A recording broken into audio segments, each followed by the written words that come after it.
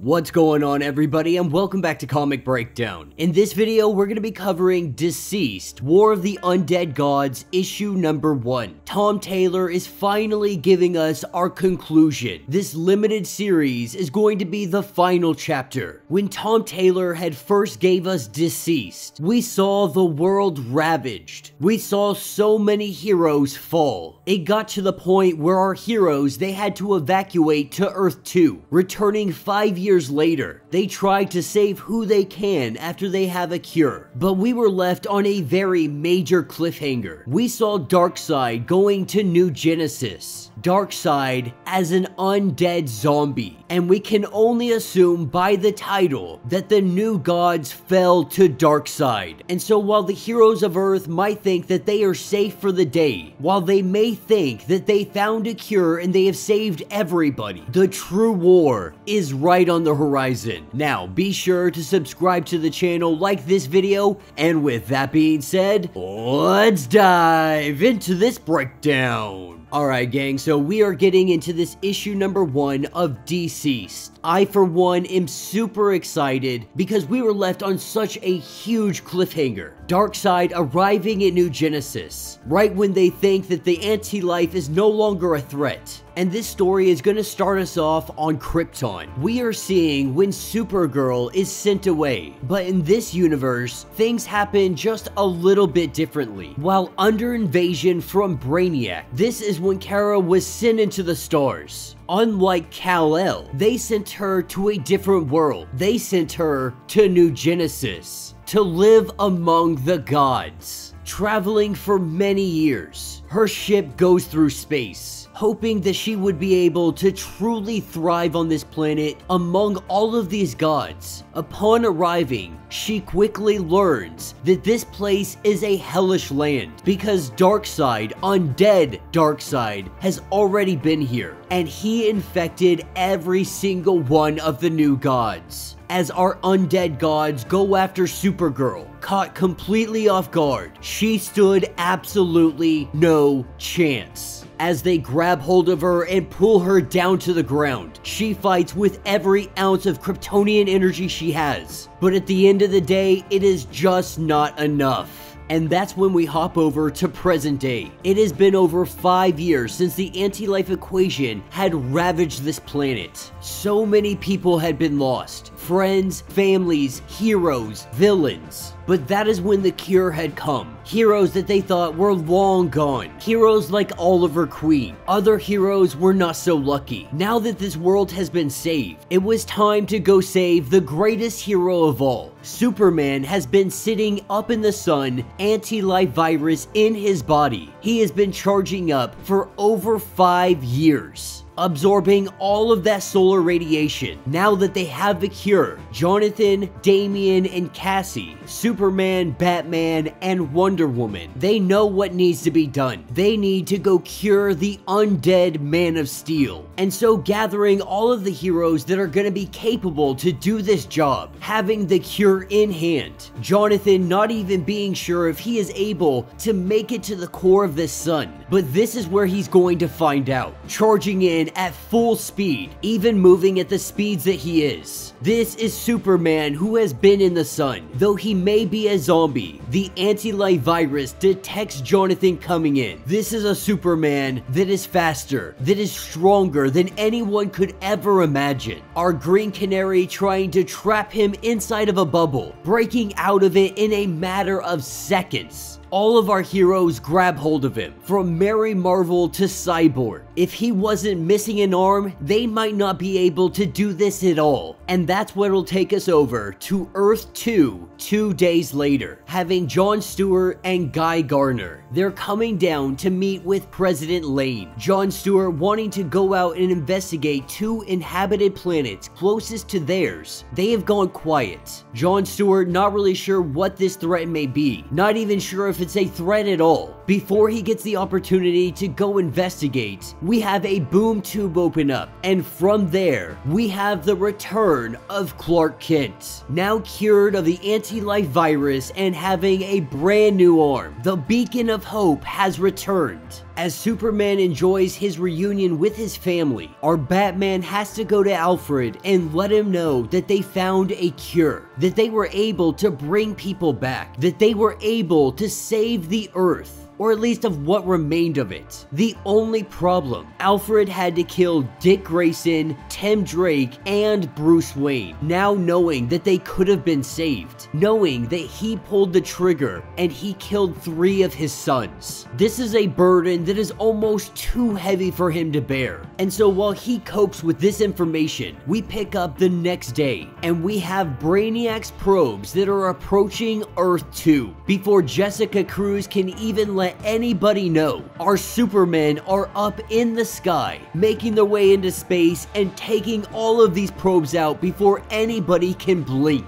And while all of these probes, they might be destroyed, they know that Brainiac will be soon behind. Arriving hours later, from the outside, it looks like Brainiac's ship has been severely damaged. Noticing that there is something off and something wrong about this, our 2 Supermen, they head inside, but as they get in here and they look around, they see that Brainiac is no longer a threat, missing most of his body, being suspended up in the air. He is letting Superman know that they need to stop them, that the gods are dead, but they are still coming, going across the universe spreading their poison. These dead gods will end everything, and that will be the end of this issue.